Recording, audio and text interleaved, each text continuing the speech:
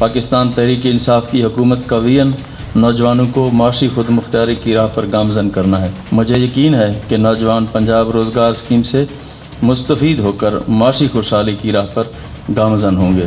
पंजाब रोज़गार स्कीम के तहत कर्ज़ों के इजरा के अमल को आसान से आसान तर बनाने पर ख़ुसूसी तवज्जो दी गई है। पंजाब स्मॉल इंडस्ट्रीज़ कॉरपोरेशन और बैंक ऑफ पंजाब के इश्तराक से 1 लाख से 1 करोड़ रुपए तक के कर्ज़े इंतहाई कम शरह सूद पर फराहम किए जाएंगे।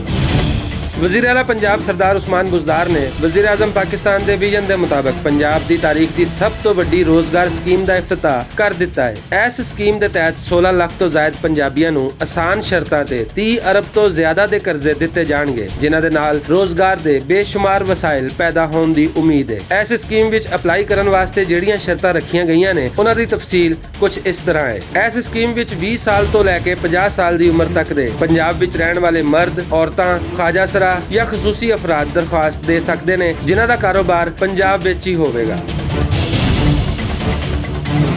ये स्कीम क्योंकि पंजाब के वासियों वास्ते वे, इस वास्ते इस स्कीम तो फायदा उठाने वाले लोगों का ताल्लुक पंजाब नाल होना जरूरी है ते उन्होंने ये पैसे लैके जेड़ा भी काम करना है वो काम भी पंजाब विच ही होएगा। इस स्कीम तो फायदा चुकन लई दरखास्त गुजार दा अपना शनाख्ती कार्ड होना भी जरूरी है। दरखास्त जमा कराने की फीस 2000 रुपए भी हर दरखास्त गुजार नूं जमा करवानी पेगी। दरखास्त जमा करवाने वाला अपने जाती कारोबार लई या हिस्सेदारी विच कारोबार करने लई कर्जा लै सकदा है। दरखास्त देने वाले लई जरूरी है कि उन्हें पहला किसी होर बैंक तो कोई कर्जा लैके खादा ना होवे, यानी अगर उन्हें कर्जा लिया है तो उस कर्जे का डिफॉल्टर ना होवे। नवे कारोबार लई जरूरी है कि दरखास्त देने वाले दे कोल कोई जामे ते ठोस मनसूबाबंदी होवे, यानी वो बैंक के अमले नूं यकीन दिवा सकदा होवे कि ओदा कारोबार बेहतरीन है ते वो फायदामंद साबित होवेगा। जिन्हां लोगों ने अपने चलदे कारोबार वास्ते कर्जा लेना है उन्हां वास्ते जरूरी है कि वो कोई ऐसी मनसूबाबंदी करन जिहदे तहत कोरोना तो मुतासर होने वाले लोगों नूं भी फायदा होवे। 1 लाख तो 5 लाख का कर्जा सिर्फ जाती जमानत ते मिल सकता है। 5 लाख तो लैके 1 करोड़ रुपए के कर्जे वास्ते एक ऐसे जमानती की जरूरत है जिहड़ा उस कर्जे की रकम के बराबर मालियत का मालक होवे या फिर 10वें स्केल तो उत्ते दा सरकारी मुलाजम होवे। इस कर्जे ते कोई लंबा चौड़ा सूद नहीं बल्कि सिर्फ 4 तो 5% प्रोसेसिंग फी ली जाएगी। मजीद तफसील जानने लई अपने करीबी बैंक ऑफ पंजाब तो राबता किया जा सकता है।